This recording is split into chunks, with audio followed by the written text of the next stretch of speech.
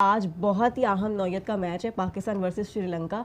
और इंडिया से हारने के बाद अब पाकिस्तान के लिए ये मैच जीतना बहुत ज़्यादा ज़रूरी है। वैसे तो श्रीलंका के लिए जीतना भी ज़रूरी है, लेकिन पाकिस्तान के लिए जीतना इसलिए ज़रूरी है क्योंकि अगर पाकिस्तान आज ये मैच नहीं जीतता तो फिर अगर मगर की सिचुएशन बन जाएगी और पाकिस्तान आगे फाइनल में नहीं जा सकेगा। तो इसी पर आज हम बात करेंगे कि कैसा कॉम्बिनेशन होना चाहिए, कैसा खेलना चाहिए हमारी टीम को और क्या क्या कुछ होना चाहिए। हाफिज़ साहब, आप मुझे सबसे पहले बताएं कि क्या एक्सपेक्ट कर रहे हैं आप आज के मैच के हवाले से? पाकिस्तान को बेहतर क्रिकेट खेलनी चाहिए और अच्छा नतीजा भी देना चाहिए, क्योंकि टूर्नामेंट में अगर कोई दिलकशी और दिलचस्पी बाकी रहेगी तो पाकिस्तान की आज का मैच जीतने के बाद अगले मैच से जुड़ी रहेंगी उम्मीदें कि अगले मैच में अगर हम जीत जाते हैं दोबारा तो फाइनल के लिए एक रास्ता हमवार हो सकता है। लेकिन अगर आज पाकिस्तान हार जाता है तो इसका मतलब ये है कि पाकिस्तान के 24-25 करोड़ लोगों के लिए और बिलखुसूस बिलअमूम जो दुनिया भर में पाकिस्तान के क्रिकेट के परस्तार हैं उनके लिए तो टूर्नामेंट ख़त्म हो जाएगा, क्योंकि पाकिस्तान टीम का सफ़र आगे फाइनल में जाने का ख़त्म, उसकी उम्मीद कोई बाकी नहीं रहेगी। एक मैच पाकिस्तान सुपर 4 का हार चुका है और आज तवक्को की जानी चाहिए कि पाकिस्तान बेहतर क्रिकेट खेलेगा। श्रीलंका अच्छी क्रिकेट खेल रहा है, उनकी फ़ास्ट बॉलिंग थोड़ा सा मसला है जिसका पाकिस्तान इस फ़ायदा उठा सकता है। लेकिन देखना ये है कि टॉस कौन जीता है, क्योंकि बड़ी हद तक इन्हिसार इस चीज़ का भी है कि टॉस कितना असरअंदाज होता है, कौन सी टीम उसको जीत पाती है। ये कंट्रोल में तो किसी की नहीं, अनकंट्रोलेबल है।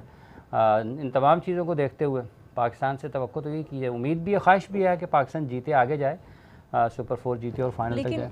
हाफिज़ साहब, टॉस तो मैटर करता ही है जीतना, लेकिन जो टीम ऑलरेडी अच्छा खेल रही होती है, क्या उसके लिए ये मैटर करता है? देखिए, अनकंट्रोलेबल है ना, एक टीमें प्लान करती हैं कि ये जो आपके कंट्रोल में नहीं है चीज़, वो आपके हक में नहीं होती तो आपने कैसे खेलना है। और अगर वो प्लान उस तरीके से आपकी फेवर में आ जाता है, वो भी जो अनकंट्रोलेबल है, तो फिर वो इम्कानात बढ़ जाते हैं ना, उनको एक्सप्लोर करने की चीज़ें ज़्यादा मिल जाती हैं। और आज पाकिस्तान अगर जीतता है टॉस तो फिर पाकिस्तान को क्या करना चाहिए? अगर पाकिस्तान कुछ भी करे, जीते, पहले खेले बाद में, पहले बैटिंग करे बाद में बैटिंग करे, क्योंकि इस किस्म की सूरत हाल बन गई हुई है ना। तो 2 मैच आप भारत से हार गए हैं और आपका फाइनल टूर्नामेंट का उसके आप दोराहे पर खड़े हैं कि अगर आप ये मैच हार जाते हैं तो आपका टूर्नामेंट एक मैच हालांकि बाकी होगा सुपर 4 का पाकिस्तान का, लेकिन पाकिस्तान का टूर्नामेंट ख़त्म हो जाएगा।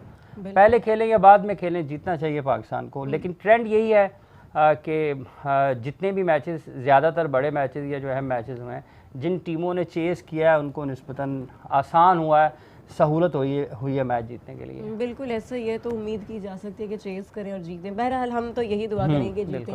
हमाद की तरफ चलते हैं। हमाद, आपको क्या लग रहा है, आपकी क्या अंडरस्टैंडिंग है कि आज टीम में कोई तब्दीली होनी चाहिए? क्योंकि कहा यह जा रहा है, अभी खबर थोड़ी देर पहले सामने आई थी कि कोई तब्दीली का इम्कान तो है। देखिए, सबसे पहले तो हमें ये देखना है कि पूरा टूर्नामेंट जो भी हमने खेला है एशिया कप, उसमें पिछला मैच ऐसा था जो हमने सबसे बेहतर मैच खेला है। हाँ, एंड पे थोड़े रन्स 20-30 रन शॉर्ट थे, थोड़ी प्लानिंग मेरे ख्याल बैटिंग में थोड़ी सी गलत इन्होंने सीक्वेंस किया उसमें, लेकिन मेरे ख्याल से कि बेहतर मैच खेला पिछला और उससे मोमेंटम भी काफ़ी लड़कों ने पकड़ा, तो उम्मीद है आज का मैच तो बहुत अच्छा पाकिस्तान खेलेगा। लेकिन हमाद, शुरू में मोमेंटम ठीक था, पेस ठीक थी, लेकिन एंड पे आकर वो उसको मेंटेन नहीं रख पाए थे। वही मैंने बोला ना कि अगर जैसे फ़हीम को अगर थोड़े से ज़्यादा मिल जाता है चांस बैटिंग पे, तो रन्स हमारे 20 रन्स जो हम शॉर्ट थे वो हो सकते थे। रिगार्डलेस पाकिस्तान ने एक अच्छी क्रिकेट खेली। अगेन बॉलिंग पे थोड़ा सा ऑफ साइड ट्रैक नज़र आए, थोड़ा सा ऑफ कलर थे हमारे, ख़ास तौर पे शाहीन अफरीदी की अगर बात करें तो। लेकिन अगर आप ओवरऑल क्रिकेट देखें तो पाकिस्तान एक बेहतर क्रिकेट खेली है और बॉडी लैंग्वेज बड़ी ज़बरदस्त थी, कॉन्फिडेंस बड़ा था लड़कों में और नज़र आ रहा था कि जान मार रहे हैं, लड़ रहे हैं। तो उम्मीद है कि आज की क्रिकेट अच्छी खेलेंगे। और चेंजेस जहाँ तक आप कह रही हैं तो मेरे ख्याल से हारिस को शायद आज रेस्ट करवाया जाएगा, जो कि मेरे ख्याल से एक अच्छा डिसीजन होगा। लेकिन आपको लगता क्या है कि रीज़न क्या है कि हम लोग मोमेंटम में होते हैं लेकिन उसके बावजूद भी एंड पर आकर हम क्यों लूज़ कर देते हैं? क्या कोई मतलब इसमें स्ट्रेटजी का फुकदान है या फिर कोई और रीज़न्स हैं इसके पीछे? देखिए, अगर हम बॉलिंग की बात करें ना तो हमें सबसे ज़्यादा नुकसान जो अभी तक हो रहा है वो शाहीन अफरीदी पावर प्ले में हमें ब्रेक थ्रू देते थे, वहाँ पे थोड़ा सा हमें मसला हो रहा है बॉलिंग में अगर आप देखें तो। सेकेंडली, हम प्लान एक लेके जा रहे हैं, जो स्क्रिप्टेड प्लान है उसी पे हम रहते हैं अंदर जाके भी। अगर आप बात करें फ़हीम अशरफ की, तो फ़हीम अशरफ को अगर हम ट्राई करते 10 ओवर से पहले 8वें 9वें ओवर में लेके आते, क्योंकि वो कैसे बॉलर है, निपी बॉलर है, थोड़ा सा बॉल अंदर आता है उनका, तो वो हमें ब्रेक थ्रू अर्ली दे सकते थे, जैसा कि उन्होंने अपने पहले ही ओवर में दिया 10 ओवर के बाद। तो ये एक चीज़ें हैं, क्योंकि इम्प्रोवाइज़ आपको करना पड़ता है। T20 क्रिकेट है, फास्ट क्रिकेट है, तो आपको चेंजेस करनी पड़ती है, ना कि आप जो ड्रेसिंग रूम से प्लान लेके आते हैं उसी के ऊपर आप स्ट्रिक्ट रहें। ऐसा ही है, रीड करना होता है सामने वाले को। Exactly. तो ज़ुहैब, आप मुझे बताएं, आप क्रिकेट लवर भी हैं और साथ साथ आप फिटनेस एक्सपर्ट भी हैं, तो अभी धाबी में मैच है, तो वहाँ पर जो भी सराउंडिंग्स वो क्या इफ़ेक्ट करेंगी फिटनेस को भी? ऐसा होता है, वेदर इफ़ेक्ट करता है और ये सारी चीज़ें? फिटनेस मेन कंपोनेंट है एक्सरसाइज का, या आप अगर कह लें जो उन्होंने मैच है, फिटनेस नहीं है तो कुछ भी कर सकते। फिटनेस और पाकिस्तान और इंडिया में फिटनेस का ये में आ रहा है कि एक तरफ कोहली खड़ा है, दूसरी तरफ हमारा आज़म खान खड़ा है, तो हमारे यहाँ पे तो फिटनेस का म्यार ही कोई नहीं है। इंडिया में अंडर 17 या डोमेस्टिक क्रिकेट में वहाँ पे उनको कोचेस दिए जाते हैं, उनको डाइटिशियन, न्यूट्रिशनिस्ट रिहैब करने के लिए उनको डाइट प्लान फोकस किए जा रहे हैं। हर बंदे का डिफरेंट प्लान बन रहा है, हर बंदे की डिफरेंट एक्सरसाइज है, बॉलर की डिफरेंट एक्सरसाइज है, बैट्समैन की डिफरेंट एक्सरसाइज है, कोई फील्ड में किसी कमी है तो उसके कोर की ट्रेनिंग डिफरेंट चल रही है, हर बंदे को अलग ट्रेनर दिया जा रहा है, जिम दिया जा रहा है, प्रॉपर प्लान हुआ जा रहा है। यहाँ पे तो कोई चक्कर ही नहीं है। यहाँ पे हमारे प्लेयर्स घर से पराठे खा के आ रहे हैं, यहाँ पे पाए खा के, इधर तो डाइट वगैरह का सीन हम देख रहे होते हैं कि नज़र आ रहा होता है कि वो उनकी जो फिटनेस है वो कॉम्प्रोमाइज़ है, उनको सांस चढ़ रहा होता है, और इसके अलावा फिर साथ ही साथ मेंटल हेल्थ भी तो मैटर करती है ना, इनसे प्रेशर नहीं लिया जा रहा होता है, वो शायद इसीलिए प्रेशर इससे नहीं आता बिकॉज फिटनेस नहीं है। जब हम लॉन्ग वर्जन की गेम की बात करते हैं, बिल्कुल लॉन्ग वर्जन की गेम की बात करें, टेस्ट मैच, उसमें तो खैर बहुत एक्सट्रीम फिटनेस चाहिए, फिर 50 ओवर्स उससे भी चाहिए। अब T20 भी एक ऐसा है कि नर्व्स की गेम है, नर्व्स भी आपके तब तक ही कायम रहेंगी जब तक आप फिजिकली फिट हो। जब 10 ओवरों के बाद आपको एक की बजाय 2 बॉलें नजर आना शुरू हो जाएंगी, जैसे लास्ट मैच में साहबजादा फरहान खेला, उसने बहुत अच्छा स्टार्ट में खेला, लेकिन बाद में उसको बॉल नहीं लग रही, वो ऑफ पे जा रहा है, उसको लग नहीं रहा, जबकि दूसरी तरफ उनका जो ओपनर था वो लास्ट टाइम तक उनकी हिट लग रही है पूरी। क्यों? फिटनेस लेवल का फ़र्क है।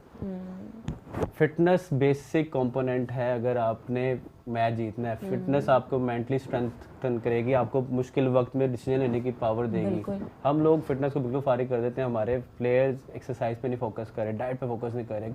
आपको याद होगा शादाब खान का वो ने बात की थी कि हमारे ग्रुप पर खाओ रोटी ग्रुप, तो जहाँ पे एक्सरसाइज करनी पड़ेगी, डाइट पड़ेगी, पूरे आपको डाइटिशियन के साथ, डॉक्टर के साथ, फिजियो के साथ काम करना पड़ेगा। यहाँ पे हमारी फिटनेस लेवल, दोनों टीम जब आप खड़ी होती है ना, आप उनका कॉन्फिडेंस लेवल देखें, वो तो शटर कर रहा होता है हमारी टीम का, उनकी बॉडी लैंग्वेज ही कॉम्प्रोमाइज होती है, सामने उनको लग रहा है, पाकिस्तान को लग रहा है उनके सामने दो खड़े हैं फिटनेस के लिहाज से, वो तो बहुत आगे हमसे। जो फिटनेस में आगे वो हर चीज़ में फिर आगे निकल जाएगा। उसकी जो बैटिंग पे खड़ा 10-15 ओवर गुजार लेगा, उस वक्त तक भी वो अपने होशोवास में रहेगा, अच्छा बॉल नज़र आ रहा होगा, अच्छा डिसीजन मेकिंग करेगा। हमारे प्लेयर तो 30-40 के बाद थक जाते हैं। तो fitness level is most important. इस पर कंप्रोमाइज़ करेंगे तो मैच पे कंप्रोमाइज़ कर लिया। हम यहाँ पे आज़म खान को भेज देते हैं, भाई आज़म खान अगर 6 बॉलों में 6 छक्के भी मारता हो तब भी वो दुनिया की किसी टीम में अपने फिटनेस के बल पे नहीं जाता। वो तो गली की क्रिकेट में सेलेक्ट नहीं होता, आप लोग उसको इंटरनेशनल खिला लेते हैं कैसे। वैसे ही हमारी टीम अब वो स्ट्रीट क्रिकेट ही बन गई है, वो कोई इंटरनेशनल क्रिकेट तो लगती नहीं। अब तो मैं और आप भी शायद ओपनर जाते हैं वहाँ पे, क्योंकि वो जिसके साथ आकिब साहब होंगे, जा सकते हैं हम लोग, जिसके साथ अब आकिब साहब होंगे जा सकते हैं। आकिब साहब ने कह दिया आप चले जाएंगे, मैं चला दूंगा, कोई भी जा सकता है, हाफिज साहब जा सकते हैं। तो मैं तो नहीं जा सकता सर। क्यों? है तो मुझे तो पता है मेरा काम ही नहीं है। नहीं, उन रखने वालों का काम है ना, वो उनका, उन्होंने अभी जो प्लेयर रखे उन्हें भी उनका काम नहीं है जो कर रहे हैं। मतलब हुसैन तलत को लास्ट मैच में खिला दिया, तब हमें ज़रूरत थी हसन नवाज की, जिसको और मेन स्ट्राइकर रखा हुआ है, और बेसिक मैच में, क्रंच मैच में हमने उसको नहीं खिलाया। जहाँ पे 11वें ओवर से 16वें ओवर तक मैच टुक टुक हुआ, वहाँ पे हसन नवाज की ज़रूरत थी, कोई आता कोई छक्के लगाता, लेकिन उन्होंने मैच को बिल्कुल स्लो कर दिया, खत्म कर दिया, बिकॉज इनके नर्व्स पे सवार हो गया। हुसैन तलत तो फिजिकली फिट है, बहुत फिजिकली फिट है, लेकिन वो इस लेवल का प्लेयर नहीं है मेरे ख्याल से। अभी आपने तो कहा फिजिकली अगर फिट नहीं होगा तो कुछ कर नहीं सकता। फिजिकली इतना फिट नहीं है। फिजिकली फिट का ये मतलब नहीं है कि मस्कुलर हो बॉडी, फिजिकली फिट इस टीम की फिटनेस प्रॉब्लम नहीं है। कार्डियो मस्कुलर फिटनेस अलग है, स्ट्रेंथ ट्रेनिंग डिफरेंट है, आपको गेम प्ले की फिटनेस अलग है और आप जिम की फिटनेस अलग है। ऐसा ये फिर बहुत जैसे शोएब अख्तर को आप देखते हैं, शोएब अख्तर हाफिज साहब मुझे ये बताएं कि जो पिच है, दुबई की पिच डिफरेंट है और अबू धाबी की पिच डिफरेंट है, तो पाकिस्तान के लिए क्या चैलेंज होगा, क्योंकि पाकिस्तान ने पहले इस पिच पर नहीं खेला हुआ, या फिर फ़ायदा भी हो सकता है? देखिए, डिपेंड करता है जो आपके पास रिसोर्स है, आप वो उस तरीके से परफॉर्म करता है या नहीं करता है। अगर खिलाड़ी अपनी पोटेंशियल पे परफॉर्म कर जाता है तो पाकिस्तान के लिए चीज़ें बेहतर हो सकती हैं। जैसे पिछले मैच में पाकिस्तान इंडिया के ख़िलाफ़ बैटिंग की और उसमें इब्तदा में गो कि एक मुतनाज़ा आउट था फ़खर ज़मान का। उसके अलावा भी अगर आप साहिबजादा फरहान को देखते हैं, फ़खर अगर खेल भी रहा होता तो 10 ओवर्स में इतनी रन्स बनने थे।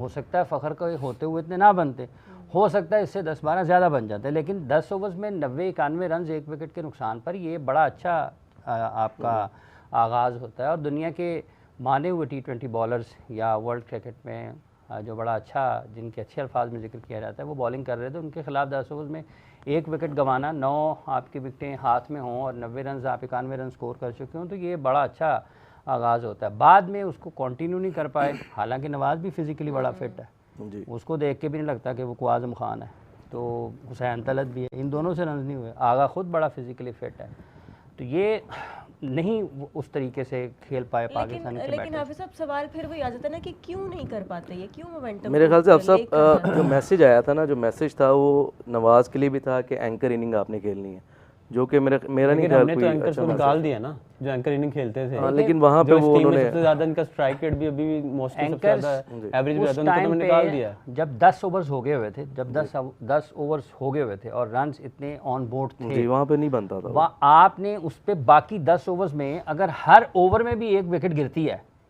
तो आप एग्जैक्टली 10 ओवर आपके फिर भी पूरे 10 ओवर आपके फिर भी पूरे हो जाते हैं। अगर आप उसी मोमेंटम को कंटिन्यू करते तो आप उसको किसी अच्छी जगह पर फिनिश कर सकते थे। बिल्कुल सही। ये उस दिन कप्तान ने कहा कि 10-15 रन्स कम थे, 10-15 रन्स कम नहीं थे, इस 210 रन्स कम से कम आपके पास होने चाहिए। जिस तरह की आज क्रिकेट हो रही है, बॉलर्स के पास कुछ कुशन होना चाहिए रन्स का। मतलब 170 रन्स पे एक पार्टनरशिप के बाद मैच आपके हाथ से निकल जाता है, और अगर किसी की बैटिंग लाइन ज़्यादा अच्छी है और वो 170 उन्होंने करना है, तो एक पार्टनरशिप के बाद बॉलर्स के पास वापस आने का मौका कम होता है।